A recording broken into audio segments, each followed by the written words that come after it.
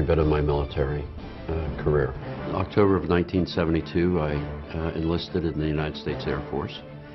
Had an opportunity to get an early out from my enlistment to join the Philadelphia Police Department. Several years after that, I then rejoined the Air Force in the reserves as a security policeman, and then spent the rest of my career down at Dover Air Force Base as a C-5 flight engineer, and retired last October. My children have benefited from an intact family. All of us in the room know just how fragile things can be. So, somebody's got to step up. The Marine Corps Law Enforcement Foundation, also known as MCLEF, is a 501c3 charity that donates 98% of every dollar raised to the children of Marines, Navy corpsmen, federal law enforcement officers that are killed in the line of duty or injured and killed in exceptional circumstances. We've provided assistance to over 3,100 children, and we have distributed over $53 million in educational bonds and medical assistance. The bonds are designed and funded so that at its maturity, when the child reaches college age, that it's sufficient for their college education. The first time I delivered a check was in 2006, and I delivered it to the wife of a Marine that I had served with years ago. He was killed in Beirut in 1983. It's one of those heart-warming events where you know that you see this strapping young man that's going off to college, and you feel really, really good that you're able to do that. But the fact that he doesn't have a father, or his father was killed, is gut-wrenching. I don't know that I've ever been as happy and sad at the same time. We're here tonight to honor these 4 Medal of Honor recipients that are here. This medal represents what the country has always stood for: sacrifice. My name's on the back of it, but it doesn't mean it belongs to me. I'm just a caretaker. It didn't matter where you were from or who you were. We looked out for one another. I felt this is what a soldier's supposed to do, and I still feel that way. But this medal's not mine. That belongs to those kids who never grew up to be grandfathers. And I just hold it in trust.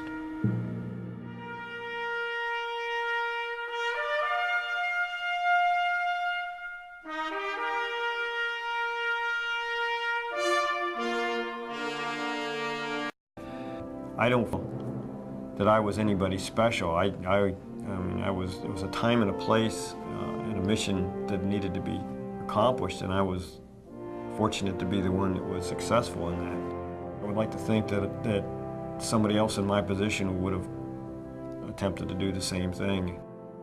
I'm just a custodian of this medal. I wear it for those out there that deserved it and were never recognized, and the folks that gave their lives for the missions they were sent on and will never be back again.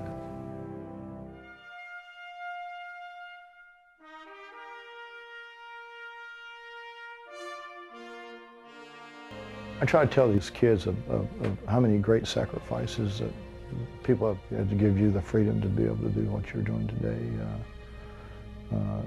How many great men and women have lost their lives to honor us, work for it.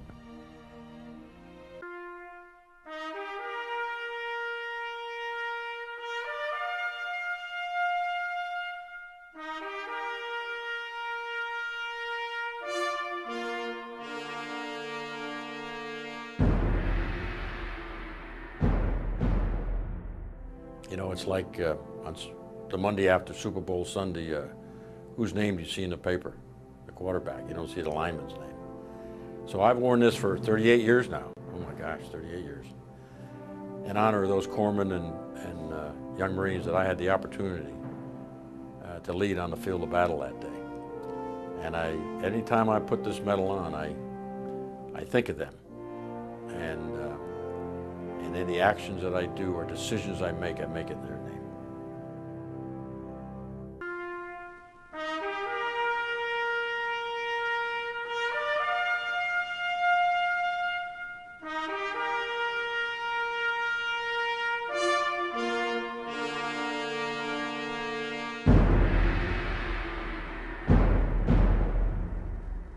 I lost 3 men up there.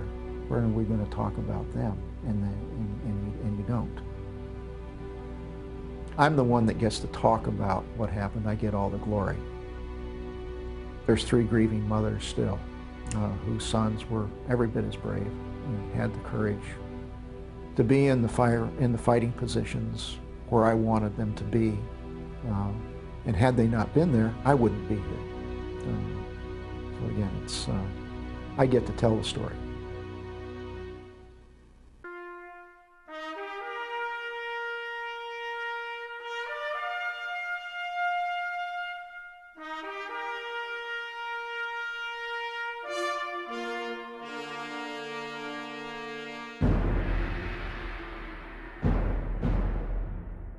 You know, it's like on the Monday after Super Bowl Sunday, whose name do you see in the paper? The quarterback. You don't see the lineman's name. So I've worn this for 38 years now. Oh my gosh, 38 years. In honor of those corpsmen and young Marines that I had the opportunity to lead on the field of battle that day. And anytime I put this medal on, I think of them. And any actions that I do or decisions I make it in their name.